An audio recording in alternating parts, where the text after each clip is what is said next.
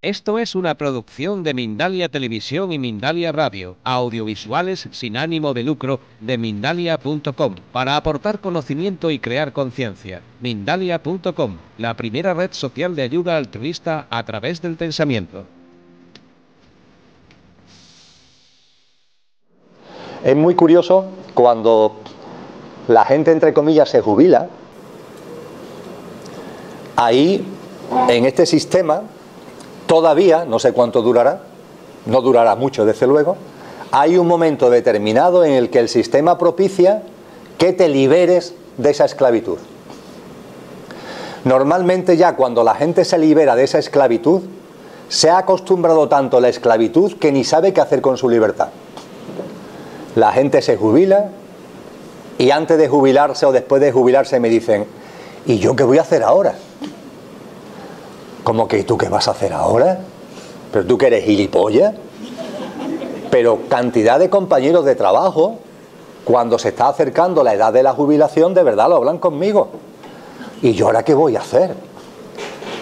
Lo primero, nada. No hagan nada. Es curioso porque el esclavo integral, cuando le van a dar la llave de la esposa porque ya va a dejar de trabajar, pero claro, ya se ha convertido en un esclavo integral, y aunque ya le quiten la llave de la esposa, sigue siendo un esclavo integral. Es divertido que el esclavo integral, cuando faltan unos meses para jubilarse, empieza a programar qué hacer cuando te jubiles. Es genial. Y yo comparto con estos amigos, con estos compañeros: no planifiques, ahí no planifiques, por favor. Date el gustazo de... te van a soltar los grilletes y durante un tiempecito, durante unos mesecitos, 2, 3, 4, no hagan nada. A ver qué pasa. A ver qué es lo que va fluyendo de ti. No, la gente antes de jubilarse empieza ya a programar qué va a hacer cuando se jubile. Con lo que los paradigmas de la esclavitud integral empiezan a trasladarlo y se empiezan a llenar de tareas. Pero te quieres tranquilizar que no te va a pasar nada de verdad porque estés 3 meses sin hacer nada. Tranquilízate y a ver qué pasa, a ver qué pasa. Porque cuando estás en la actividad de trabajo, en la dinámica, vas a trasladar esa dinámica ya cuando no tienes que desarrollar tu trabajo. Pero la dinámica va a ser la misma. Va a ser de carga, de esfuerzo. Tranquilízate. Jubílate y tómate unos meses a ver qué pasa.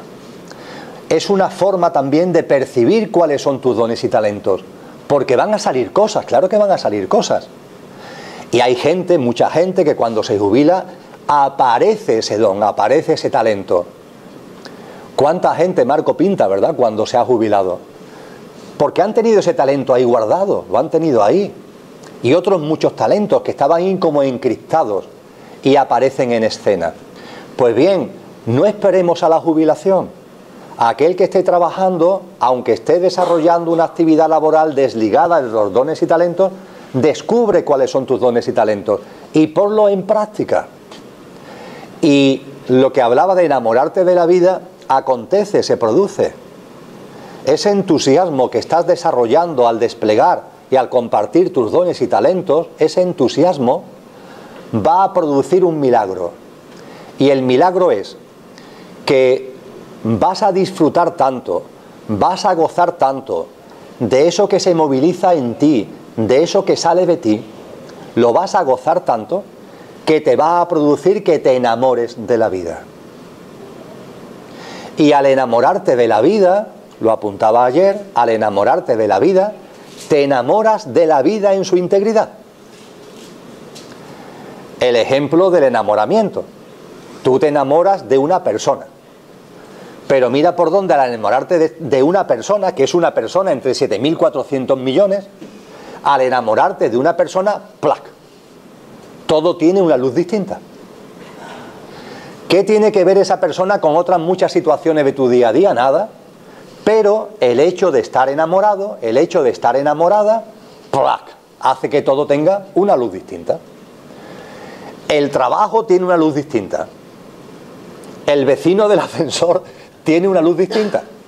todo pasa a tener una luz distinta como consecuencia de que el enamoramiento, ¡plac!, aparece en tu vida. Bueno, pues la práctica del don, que inevitablemente es con entusiasmo, porque si no, no es tu don, haces que te enamores de la vida. Y a partir de ese enamoramiento de la vida, incluso las actividades más ajenas a los dones y talentos también se llenan de luz. También se llenan de luz. E incluso empiezas a ver que hay dones y talentos que en esa actividad ajena a los dones y talentos también los puedes plasmar.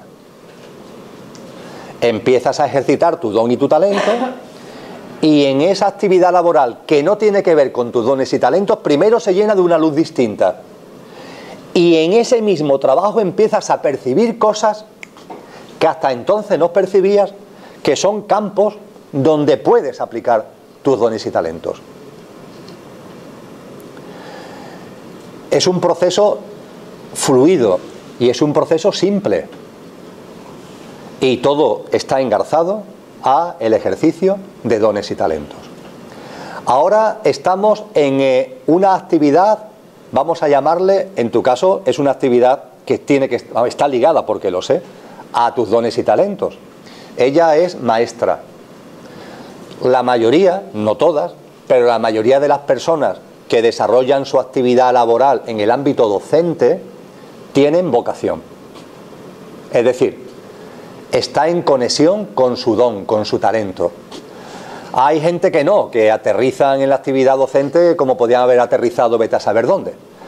Pero un tanto por ciento muy alto de las maestras, los maestros, los profesores, las profesoras, tienen vocación. Es decir, están desplegando algo que tiene que ver con ellos. ¿Qué es lo que sucede? Lo que sucede es que el docente despliega su actividad docente en un sistema que se llama a sí mismo sistema educativo. Y ante esto hay que reírse a carcajadas. ¿Por qué? Porque de sistema educativo no tiene nada. Nada en absoluto. El sistema autodenominado educativo ya ni siquiera forma. La educación es una cosa, la formación es otra. Pero es que ya ni siquiera forma. Comparto con frecuencia que educación viene del verbo educar. Y no es broma, el verbo educar viene de un verbo latino que es educare. No es broma, educare. Y el verbo latino educare significa colaborar con el otro para extraer de sí lo mejor de sí mismo. Colaborar con el otro para extraer de sí lo mejor de sí mismo. ¡Qué definición más potente de educación! ¡Qué maravilla! El padre, la madre, el profe, la profe, educar, colaborar con el hijo, colaborar con el alumno a extraer de sí lo mejor de sí mismo, que son sus dones y sus talentos, sus capacidades y cualidades innatas. Eso es la educación. Pero el sistema educativo no educa. Se ha puesto de moda hace algún tiempo la palabra formación.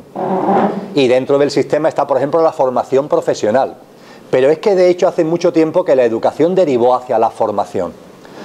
Formación viene del verbo formar, que procede de un verbo latino que es formare. Y tampoco es una broma, formare. Y el verbo formare da lugar en el castellano actual a dos acepciones: formar y formatear. Formatear es un verbo reciente, de aplicación masiva reciente debido a las tecnologías. Y formare, verbo latino, hoy día tiene esa doble acepción: formar y formatear. ¿Formar qué es? Formar es el aprendizaje de técnicas y habilidades, ligadas o no a los dones y talentos de las personas. Eso es formar. El aprendizaje de técnicas y habilidades ligadas o no a los dones y talentos de las personas. Por volver a la triada del ejemplo que tenemos ahí, ellos han aprendido técnicas, se han formado para el ejercicio de sus dones. Tienen sus dones, la educación consiste en sacarlos, en ponerlo en valor, en extraerlos, en ponerlo en práctica, Y esa educación va unida a una formación que es darte instrumentos técnicos para que puedas desplegar adecuadamente esos dones y talentos. Pero la formación también puede estar ligada a, o puede significar, el aprendizaje de técnicas y habilidades que no tengan que ver con tus dones y talentos, que es lo que pasa con más frecuencia, que se le enseñan a la gente en el sistema, entre comillas, educativo, técnicas y habilidades, pero para desarrollar actividades que van a ser después, o pueden ser después, actividades laborales, pero que no tienen que ver con tus dones y sus talentos. Pero es que esta deriva de educación, formación, ha ido escorándose hacia el formatear, que es lo que realmente hace actualmente el sistema, entre comillas, educativo. Formatea. ¿Qué es formatear? Sencillísimo. Tenemos un CD que tiene una serie de archivos y ahora quiero grabar en el CD otros archivos porque ya los que tienen no me valen. Voy a limpiar el CD para grabar nuevos ficheros en el CD. Lo meto en el ordenador y le doy al comando formatear. Hay un comando en el ordenador que ayuda a formatear complementos, componentes como un CD. Cuando tú le das a formatear al CD, al ordenador, perdón, en la mayoría de los sistemas operativos, en el ordenador aparece en pantalla una pregunta: ¿está usted seguro? El ordenador es inteligente y te dice: oye, que cuando formatees el CD, es verdad que vas a poder grabar cosas nuevas en él, pero los ficheros originales los vas a perder. ¿Estás seguro? Y tú dices: sí, sí, precisamente lo que quiero es borrar los que están, que ya no me sirven, para poner nuevos. Le das así y se formatea el CD. Pero el ordenador te pregunta. El denominado sistema educativo no hace esa pregunta. El denominado sistema educativo no tiene en la puerta de los colegios: padres, ¿estáis seguros? No, sino que la gente, en la inercia, lleva a sus hijos a los coles, donde lo que el sistema pretende, no lo que pretenden los docentes, que tienen vocación y que quieren colaborar para que el chico, la chica, se descubra a sí mismo, descubra sus dones y talentos y dar una educación de verdad. Pero el sistema, eso le importa un bledo. El sistema lo que pretende es que allí se produzca el formateo de la persona, el formateo de la niña, el formateo del niño, el formateo del joven, el formateo del adolescente. Eso es lo que el sistema quiere. Y el formateo significa no en sacar del niño, de la niña, lo mejor de sí, no en que descubra sus dones y sus talentos, sino en que los olvide. Es exactamente al revés, que los olvide. Porque lo que le interesa es que cuando tú salgas de la cadena del sistema estés convertido en un robot. Que todo sea lo más uniforme posible para que te integres en la actividad laboral, en la dinámica del sistema, de la manera alienada e inconsciente que el sistema quiere y que el sistema le interesa. Los dones y talentos, su variedad es inmensa. Si aquí pusiéramos sobre la mesa, entre las 50 personas que estamos compartiendo este encuentro, pusiéramos sobre la mesa nuestros dones y talentos, habría decenas y decenas de dones y talentos, porque la variedad, la riqueza es inmensa, y todos los dones y talentos son igualmente importantes. Todos. No hay jerarquía. El sistema, desde su mentalidad economicista, es el que intenta convencer que las actividades tienen jerarquía entre ellas y que unas valen más que otras y que cómo va a ser lo mismo descubrir las leyes del universo que el contar chistes. Todos son dones y talentos y todos tienen el mismo valor. Y yo me puedo estar el día entero hablando porque forma parte de mi don, pero yo sé que agradecéis que en un momento determinado me calle y que intervengan otros dones y talentos y que, por ejemplo, llegado en un momento determinado con su guitarra, como hizo ayer por la noche, pues se ponga a cantar y entonces él comparte su don. Y cuando tú sales con lo de la mula, y empiezas a compartir el chiste de la mula, tu don y tu talento, estás también compartiendo un don y todos estamos recibiendo y disfrutando con ese don. Y en esa interacción, el que está ejerciendo el don lo está pasando bien. Y mira por dónde los que están recibiendo el don también. Y qué sencillo sería una sociedad y una vida así, donde cada cual simplemente ponga en práctica y comparta con los demás sus dones y sus talentos, y no hay una mentalidad economicista. Sí, hombre, yo que llevo todo el día metido en mi laboratorio y que he descubierto no sé qué chip prodigioso que va a permitir no sé qué tema tecnológico, eso va a ser igual que tú ahora por la noche nos cuentes los chistes, por favor. Lo mío es mucho más importante. Pues no. Y si algún insensato te dice eso, lo que hay que decirle, vamos a ver, tú cuando estás metido en el laboratorio, ¿estás gozando? ¿Lo estás pasando bien? ¿Sí? Pues ya está. ¿Qué pretendes? ¿Qué quieres? Si ya la contrapartida la tienes en el gozo, la tienes en el hecho de que lo estás pasando bien.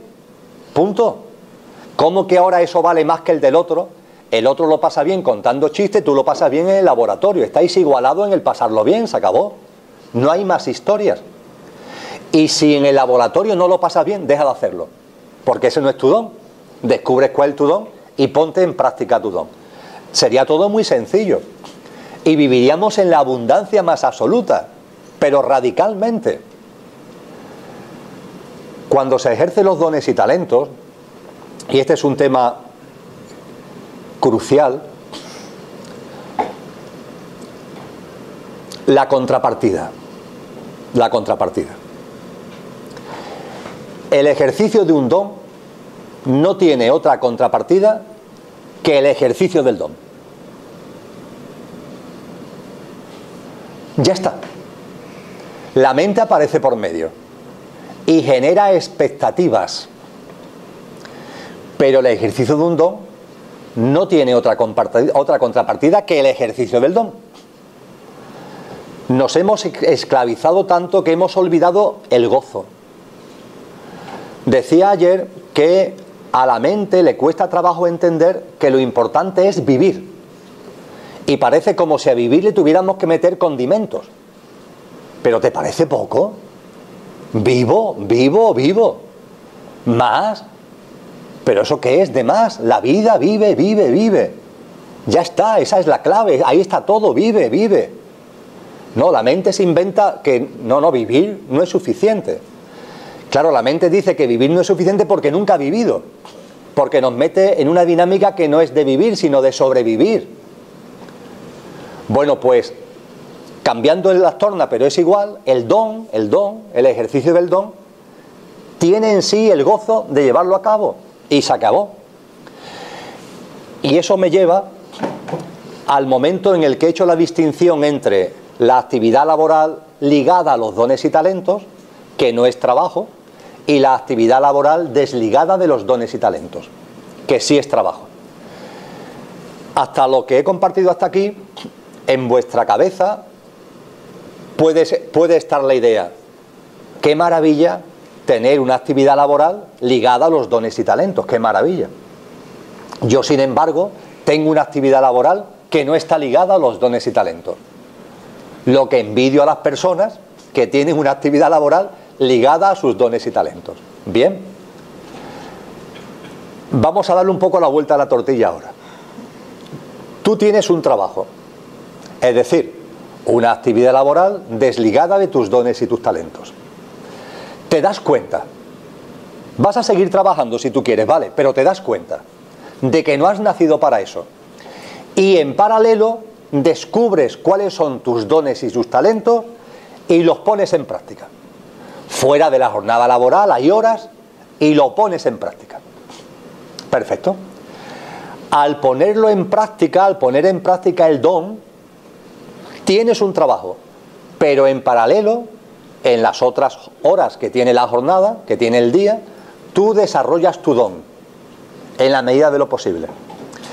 Ese don lo vas a desplegar de una forma que puede ser mucho más libre, y esto es un toque de atención a los que tenéis actividades laborales ligadas a los dones y talentos, de una manera mucho más libre, porque como tienes unos ingresos por tu trabajo, al ejercicio del don ya no le estás creando la expectativa de que te genere ingresos, porque como estás desarrollando como esclavo, ya no integral porque te has dado cuenta, pero como estás desarrollando como esclavo una actividad trabajosa, pero que te reporta unos ingresos, ahora cuando desarrollas tu don y tu talento, estás disfrutándolo y no le estás generando expectativa de que tiene que darte unos ingresos para poder pagar los gastos que necesita la cobertura de tus necesidades.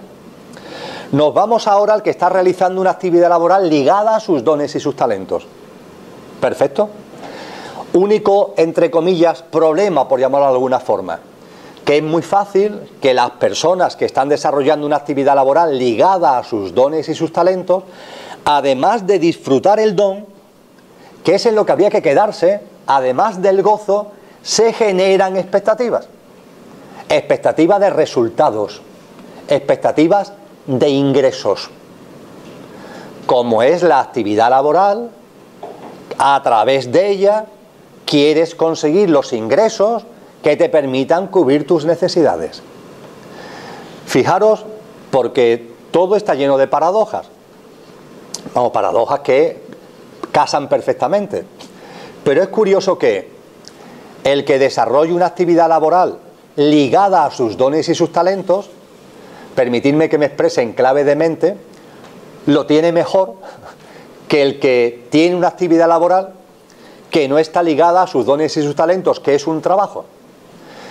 Pero en paralelo, aquel que tiene un trabajo y complementariamente descubre sus dones y sus talentos y los pone en práctica, lo tiene mejor, tiene la ventaja frente al que está desarrollando una actividad laboral ligada a sus dones y sus talentos, porque el que tiene el trabajo no necesita crear expectativa de ingresos en torno a su don y su talento, y en cambio el que tiene en la actividad laboral sus dones y sus talentos sí corre el riesgo de generar esas expectativas.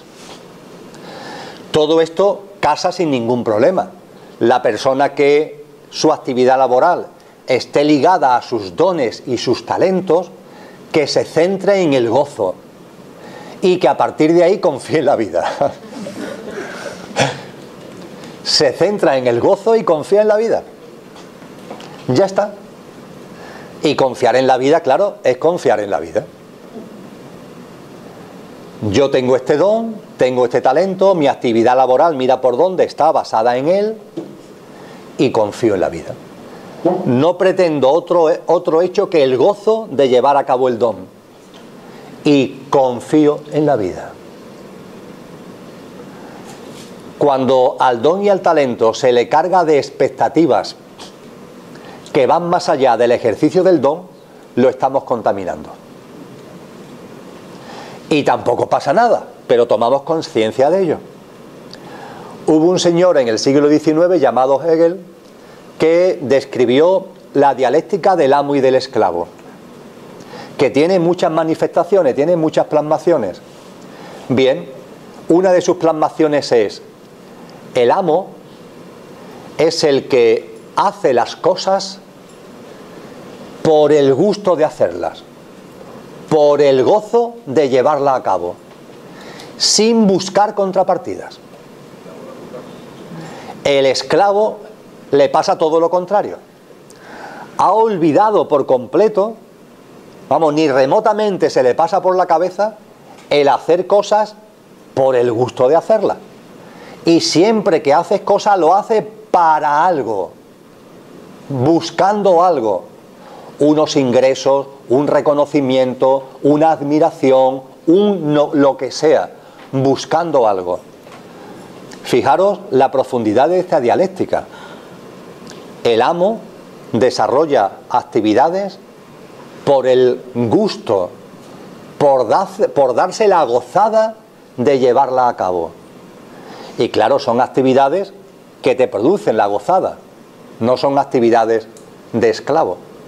En cambio, el esclavo es la persona que esto lo ha olvidado por completo, y todo lo que hace en su vida, porque al final es todo, es buscando resultados. Cambiando por completo el formato, hay gente que va a Avalon, que para mí es un mundo muy conocido y muy reconocido. Hay gente que va a Avalon. Tengo unos amigos, Agustín y Amparo, que lo reciben y le programan las visitas. Y me dicen, Emilio, ¿qué me voy a encontrar? Mi contestación, no crees expectativas. Vas a ir a Glastonbury, vas a conocer aquello, vas a estar allí. Ve sin expectativas. Déjate llevar. No empieces a crear expectativas, a ver si consigo esto. Veré a Morgana. ¿Tendré algún contacto con Merlín? ¿Me pasará algo extraordinario y detrás de un árbol de un bosque me saldrá un hada? ¿Voy a sentir energías muy especiales? Tranquilízate. Ve a Avalon. Y fluye, y fluye. Lo mismo cuando vuelvas, me dirás, no he visto nada, no he sentido nada, no me ha pasado nada. Oye, ha estado, yo qué sé, una semana de vacaciones, entre comillas, en un paraje que como paraje es una maravilla.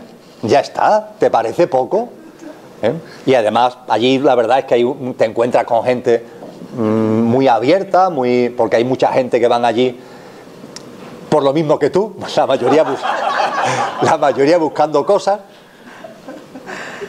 No, muchas gracias. Y lo más maravilloso es que pasan cosas, pero cuanto más libre vayas de expectativas, más cosas pasan. Las personas que de verdad viven allí circunstancias especiales, por llamarlo de alguna forma, son las que se han liberado más de expectativas. Yo voy a pasarlo bien, voy con un grupo de amigos, voy a conocer una zona que merece la pena porque tiene desde Stonehenge hasta multitud de otras cosas, y voy a pasarlo bien. Voy a ir por el gozo de ir. Ya está. Sin buscar otras contrapartidas.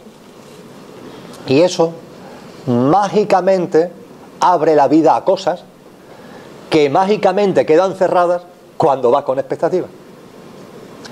Porque esto es uno de los grandes secretos del universo que estamos empezando ahora a reconocer los seres humanos. Que el esfuerzo cierra puertas. Fijaros que no han enseñado a esforzarnos. Tú a tu hijo lo enseñas a esforzarse. Y mira por dónde el esfuerzo cierra puertas. Y el no esfuerzo las abre. Yo sé que esto en el sistema de creencia que tenemos instalado te queda desconcertado, pero para entenderlo desde el corazón e incluso desde la mente es tan simple como observar el mundo en el que estamos. Todo el mundo, la naturaleza, el cosmos, la creación, nuestro cuerpo, si lo observamos, veremos que funciona sin esfuerzo. La Tierra gira sobre sí misma sin esfuerzo. De verdad, me lo ha dicho, que no le cuesta trabajo. Y no contenta con eso, como no le genera esfuerzo, además de rotar sobre sí misma, gira en torno al Sol a miles de kilómetros a la hora. Y lo hace sin esfuerzo. Y el Sol, que se desplaza por la galaxia a más de 100.000 kilómetros a la hora, lo hace sin esfuerzo. Y las estrellas, ese medio billón de estrellas que junto con el Sol constituyen la Vía Láctea, todas se desplazan por la galaxia sin esfuerzo. En nuestro sistema planetario, la Luna tiene una rotación en torno a la Tierra sin esfuerzo. Y los otros planetas del sistema planetario, de verdad que también rotan en torno al Sol sin esfuerzo. Y las galaxias se desplazan por el universo a velocidades escalofriantes sin esfuerzo. Los frutos nacen de los árboles sin esfuerzo. Las flores florecen sin esfuerzo. Vuestro corazón late sin esfuerzo. Respiráis sin esfuerzo. Y es curiosísimo la cantidad de cosas que en nuestra vida cotidiana podemos comprobar que cuando metes el esfuerzo, las estropeas.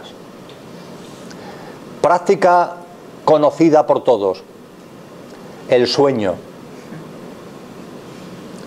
Una de vosotras me decía esta mañana, he dormido maravillosamente. La otra noche dormí regular, pero hoy he dormido maravillosamente. Y qué contenta estoy porque me va a permitir vivir el día con energía, con intensidad. ¿Cómo viene el sueño? ¿Habéis reflexionado alguna vez cómo viene el sueño? ¿Cómo el sueño viene a vosotros y a vosotras cada noche? ¿Cómo viene? Es verdad que muchas personas tienen una postura que les gusta más que otra en la cama, pero ¿cómo viene el sueño? El sueño viene. El sueño acontece. Una expresión que me encanta. Acontece. Hay un momento determinado en que sin saber por qué te duermes. Punto.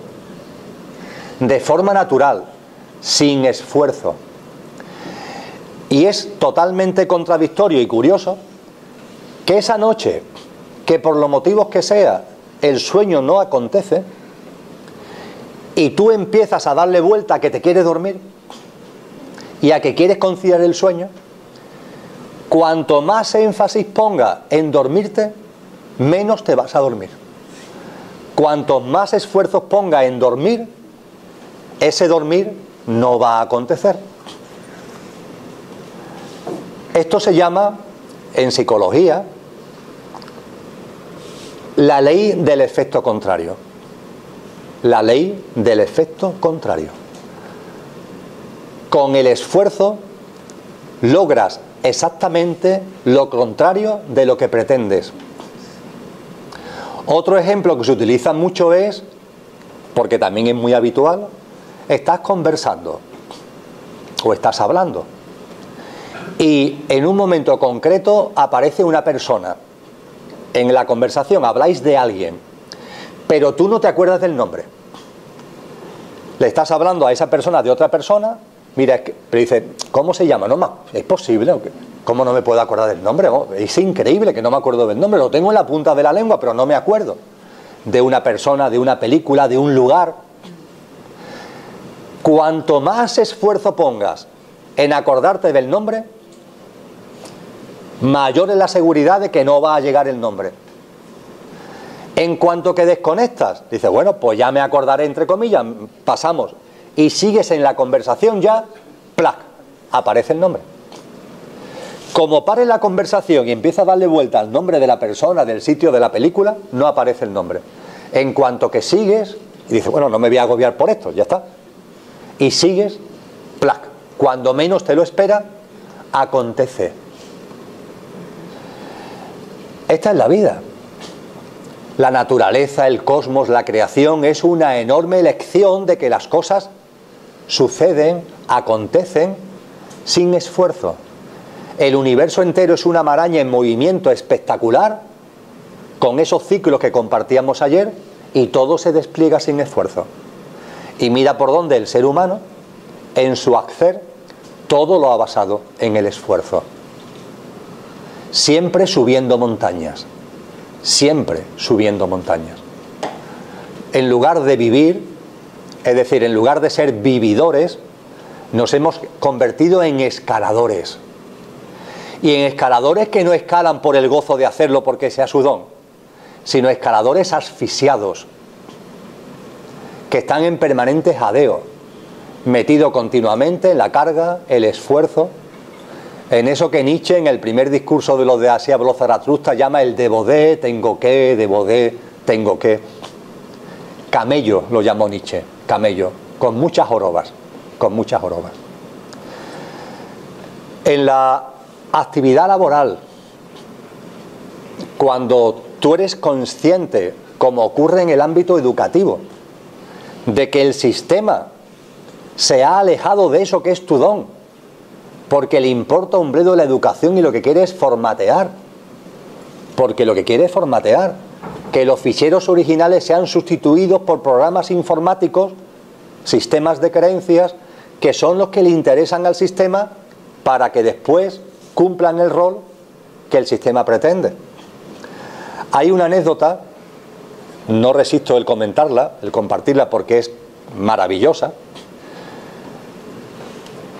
En el siglo XIX aconteció, en el desarrollo conciencial de la humanidad, una serie de inventos y de descubrimientos. La máquina de vapor, y eso dio lugar a la denominada Revolución Industrial. Con la Revolución Industrial empezaron a aparecer grandes centros industriales, con fábricas donde se trabajaba, con el modelo de trabajo de una fábrica. La cadena productiva, la división del trabajo, lo propio de una fábrica.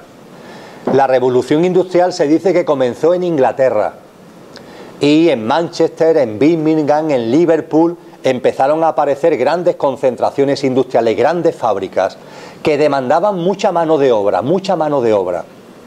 Tanto es así que hubo una enorme inmigración desde Irlanda a Inglaterra por mano de obra, porque necesitaban mano de obra. Pues bien, los responsables de esas fábricas, de esas primeras fábricas, se encontraron con un problema muy serio. El problema muy serio es que la gente que se incorporaba desde el campo, que venían de trabajar en el campo, y se incorporaban a las fábricas, no eran capaces de desarrollar la actividad laboral. Pero no porque técnicamente fuera complicada, que era una chorrada, que era de peso, de faenas de carga, no, sino porque eran incapaces de aguantar la disciplina laboral horaria que requiere la fábrica. Eran incapaces de incorporarse cuando tocaban la sirena y de mantener una actividad laboral sostenida hasta que tocaba otra vez la sirena que decía que la jornada laboral había concluido. Eran incapaces, pero no porque no quisieran, no porque estuvieran cansados, no porque tuvieran ganas de sabotear a la fábrica, que de todo habría, pero no, esa no es la razón. La razón básica es que venían de un modelo de vida que le era imposible ajustarse a la disciplina de la fábrica. Venían del campo. Oye, en el campo se trabaja y mucho, pero qué distinto es al trabajo de una fábrica. El trabajo de una fábrica es monótono, es repetitivo, es, entre comillas, cansino en el sentido de la monotonidad y de la repetición. En el campo ciertamente realizas una actividad laboral, y es una actividad laboral significativa, pero qué distinta a la de la fábrica. Por ejemplo, en el campo estás en conexión con la vida. Algo importantísimo. La faena agrícola no es la misma en todas las épocas del año. Depende del momento del año. El tipo de faena agrícola es una o es otra. Depende de la estación climatológica en la que estés. Pero es que incluso día a día la actividad en el campo varía. No es lo mismo que tengas un sol a 40 grados a las 12 de la mañana, en cuyo caso tienes que adaptar la actividad laboral levantándote más temprano, porque además la luz del sol sale antes y te puedes levantar más temprano para que a las 12 lo mismo ya hayas terminado la jornada laboral hasta el día siguiente cuando amanezca. O por ejemplo que empiece a llover a raudales, en cuyo caso tu actividad, tu faena agrícola tiene que adaptarla a que está lloviendo a raudales, con lo cual no puedes hacer lo que tenías pensado hacer, sino cosas distintas. Es decir, en la actividad agrícola o ganadera hay una interacción con la naturaleza. Y esa interacción con la naturaleza es una interacción con la vida. En el momento en el que tú entras en la fábrica, ya no hay interacción con la vida. Lo que hay es una cadena repetitiva, unas tareas monótonas que se repiten. Y cantidad de gente que de buena fe se incorporaban para no pasar hambre, porque en el campo había había años de malas cosechas, y se incorporaban a esa actividad industrial porque eso les reportaba unos ingresos más estables, y por un montón de circunstancias sociológicas que giraron en torno a la revolución industrial, que se incorporaban, por tanto, entre comillas, no para sabotear la fábrica, sino que de verdad querían desarrollar ese trabajo, se encontraban que no lo aguantaban, que no podían con él. Y eso hizo que en el siglo XIX se contratara a mansalva a niños. Y los niños se incorporaron al trabajo en la fábrica. Muchas gracias. No lo hicieron con una mentalidad de explotación infantil, que hoy sí puede haber en muchas partes del mundo. Pero siendo honestos, en aquella revolución industrial, en aquellas fábricas, la idea no era incorporar a niños, porque como son niños, los vamos a explotar mejor y le vamos a pagar mucho menos, sino que se encontraron con el problema serio de que los adultos, muchos de ellos, no tenían capacidad de adaptación al ritmo que conlleva la actividad laboral fabril. No tenían capacidad de adaptación. Eran personas ya con 35, 40, 45, 50 años y no tenían capacidad de adaptación al ritmo de la fábrica. El niño, sin embargo, es moldeable. Es más fácil de moldear. Claro, el sistema, con el paso del tiempo, esto lo ha solucionado. Quiere adultos que estén adaptados a lo que la fábrica significa. Y claro, la fábrica ya no es solamente la que echa humo, sino la cantidad de actividades laborales que tienen esa monotonía, que tienen esa repetición. Y ahí está, desde el que está en cualquier ventanilla despachando billetes de no sé qué, hasta la persona que está en un supermercado, en un hipermercado, en la caja. Es ese trabajo monótono, repetitivo, cansino. Y para que se desarrolle ese trabajo, la gente tiene que estar amaestrada. Hay que amaestrarla. Y eso se realiza en la familia y en la escuela. Y el sistema educativo le importa un bledo a la educación. Y lo que hace es parar, tapar los dones y talentos de la gente y meterle sistemas de creencias y métodos de disciplina que los amaestre, los aliene, los adiestre para que cuando son mayores puedan incorporarse a las actividades que el sistema requiere de forma disciplinada, estén ya bien adaptados y no tener nunca más el problema que se tuvo en aquella revolución industrial. Fijaros que a nuestros hijos, da igual que ya sean mayores o que sean pequeños, a nuestros hijos, y no tenemos que darnos con el látigo, nosotros hemos contribuido a amaestrarlos de la forma que el sistema requiere. Es un disparate que los niños desde pequeñajos se despierten con despertador. Es un auténtico disparate. Es un disparate que ese niño se incorpore al colegio al horario de la actividad laboral. Que esto es gracioso, esto es divertido. Claro, dice, bueno, es que se tiene que incorporar porque como los padres se van a trabajar, ¿qué hacen con el niño? ¿Lo dejan solo en casa? Vale, como excusa no está mal. Pero lo cierto es que tú estás incorporando al niño de 4, 3, 5, 8, 10 años, lo estás incorporando a la actividad, entre comillas, docente, al mismo horario de lo que en el futuro será su trabajo. Y en el ámbito del colegio hay una disciplina horaria, a imagen y semejanza de la que tendrás después en la fábrica, en el puesto de trabajo, exactamente igual. Es más, para que te acostumbres a jornadas laborales de mañana y de tarde, vete a saber si también de noche, lo que hace es que se inventan las actividades extraescolares. Y el juego, el divertimento, ¿dónde está? En ningún sitio, porque no se puede consentir que haya juego. ¿Cómo vamos a consentir que haya juego en un niño? Corremos el riesgo de que le guste.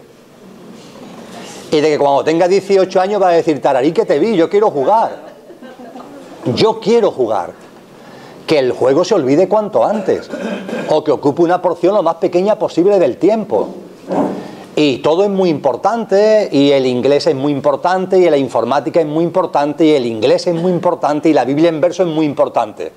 Pero lo cierto es que los niños, además de la actividad docente reglada, se le meten un montón de actividades extraescolares que el padre o la madre, en su inconsciencia de esclavos, A lo mejor incluso pueden no darse cuenta de que es el sistema lo que lo pretende para que lo esté seleccionando, adestrando, amaestrando, para que después sea capaz de trabajar 8, 10, 12 o más horas de jornada laboral al día, y tú, sin embargo, como padre o como madre, lo haces creyendo que le estás dando una educación, y no le estás dando una educación. En última instancia, lo que estás haciendo con tu hijo es que tú no tienes tiempo para atenderlo, y la actividad extraescolar es la forma que tienes de salir al paso, y allí va el niño, pero estás implicando. Bueno, pues cuando un docente como tú tiene todo esto delante de sí, cuando un docente como ella lo que se encuentra es que el sistema, la capacidad y la cualidad del profesional le importa un bledo, porque la calidad de la enseñanza le importa un bledo. Hablo con conocimiento absoluto de causa de esto. Absoluto. Yo he estado, y mira por dónde otra vez estoy en la actividad docente, toda mi vida. Y conozco cantidad de gente muy cercanas que están en la actividad docente. Y lo que están viviendo es simplemente una dinámica donde el profesional se le desmerece, se le ningunea. Se le ha quitado toda la autoridad. Es un cero a la izquierda. Fijaros, la persona que tiene ante sí la responsabilidad de colaborar con el chico, con la chica, para que extraer de sí lo mejor de sí mismo, es un cero a la izquierda. Hay una despreocupación absoluta por la calidad de las enseñanzas, por las cualidades profesionales del docente. Y el sistema educativo, los centros educativos, entre comillas, lo ha convertido en guarderías, donde lo importante es que estén allí metidos. Eso es lo más importante, que estén allí metidos. Incluso hay ya una corriente que hay que aprobar a los alumnos. Aprobarlos. La verdad es que hay gente que me lo dice, la verdad es que ¿qué más da? La verdad es que ¿qué más da? Pero lo cierto es que los centros docentes se han convertido en guarderías. Y a los profesionales se les marea con un montón de cosas inútiles, aparentemente de sistemas de calidad, que esto es para morirse a carcajada limpia, porque de calidad por ninguna parte. Formularios, auditoría, cuestionarios, un montón de papeleo que apartan al docente de lo que realmente es la actividad del docente. Bueno, pues dicho todo esto, dicho todo esto, ya no lo he podido poner más negro, ¿verdad? No lo he podido poner el panorama más tremendo. O sea, que ella lo apuntó, pero yo aquí me he explayado para que sea horroroso esto. Bueno, pues, tal como lo percibo, lo compartíamos ayer, siempre hay margen de maniobra. Siempre. El docente, también el padre y la madre, pero el docente siempre tiene margen de maniobra. Siempre. Tú mismo me lo comentabas ayer. En mi clase, los alumnos y yo y los alumnos. Ahí hay una interacción directa, donde lo que tú eres, lo que tú sientes, lo puedes poner en práctica. Es verdad que después los compañeros, cada uno es como es. Es verdad que después, fuera de la clase, el centro funciona como funciona y da prioridad a lo que le da prioridad. Pero ojo, siempre hay margen de maniobra. En lo que comparto en charlas centradas con docentes en educación, siempre digo lo mismo: que esta vorágine no apague la llama de tu vocación, que no hagas que tires la toalla. Mantén viva esa llama, manténla viva.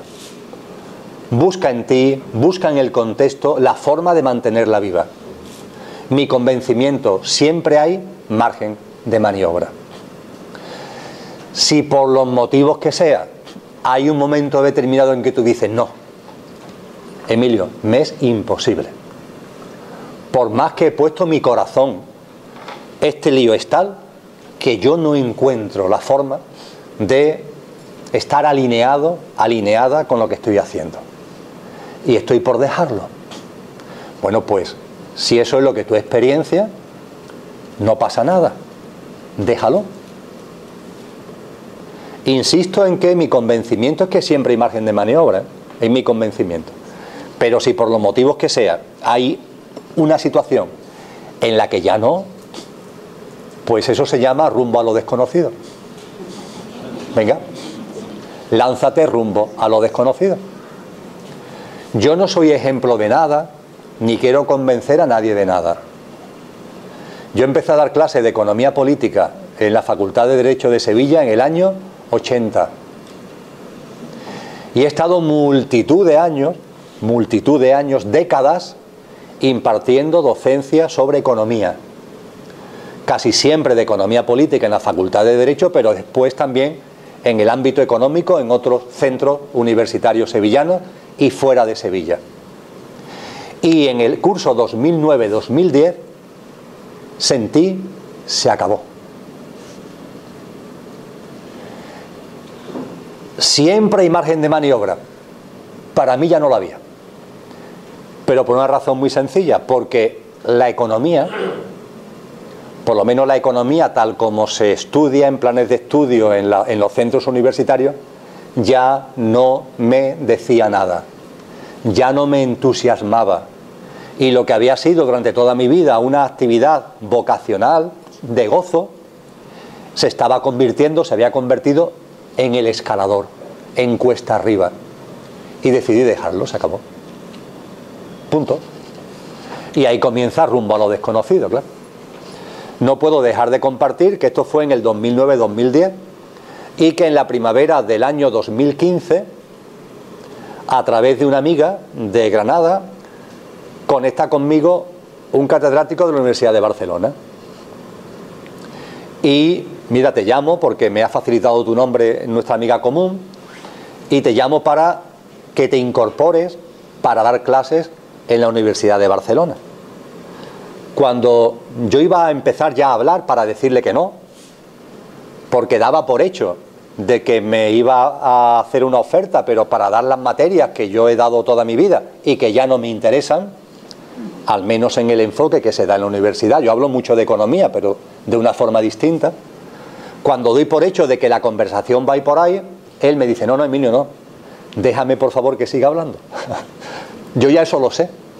Yo te he conocido por los vídeos, yo ya sé perfectamente lo que te interesa, lo que te motiva. Yo lo que te hago la oferta es de que te incorpores a dar clase de una asignatura que se llama espiritualidad en la vida cotidiana. De verdad, se me saltaron las lágrimas. La vida, es la vida. Lo mismo nunca hubiera llegado a eso y tampoco pasa nada. Pero es que la vida produce estos milagros. Y claro, vuelvo a la actividad docente universitaria, pero ¿quién me iba a decir a mí que para dar clases de espiritualidad? Y ya para rizar el rizo, y que esto sea para revolcarse a reírnos de la vida, porque es lo que tenemos que hacer, porque de verdad, es que es para estar todo el día dándole besos. Las clases se imparten en la facultad mía, es decir, en la Facultad de Economía y Empresa de la Universidad de Barcelona. Mira que hay facultades, ¿eh? Bueno, pues por motivos distintos, donde están las aulas donde se imparte eso es en la Facultad de Economía y Empresa de la Avenida de la Diagonal en Barcelona. Y esto ya dice, bueno, es que la vida no solamente es mágica, sino que además te está dando 20 tortas para que te des cuenta de que es mágica. Y ya si después de esto no te das cuenta de que la vida es mágica, hijo mío, vete, vuélvete a encarnar, a ver si en tu siguiente coche, hacemos un descanso de 20 minutos y continuamos. Muchas gracias.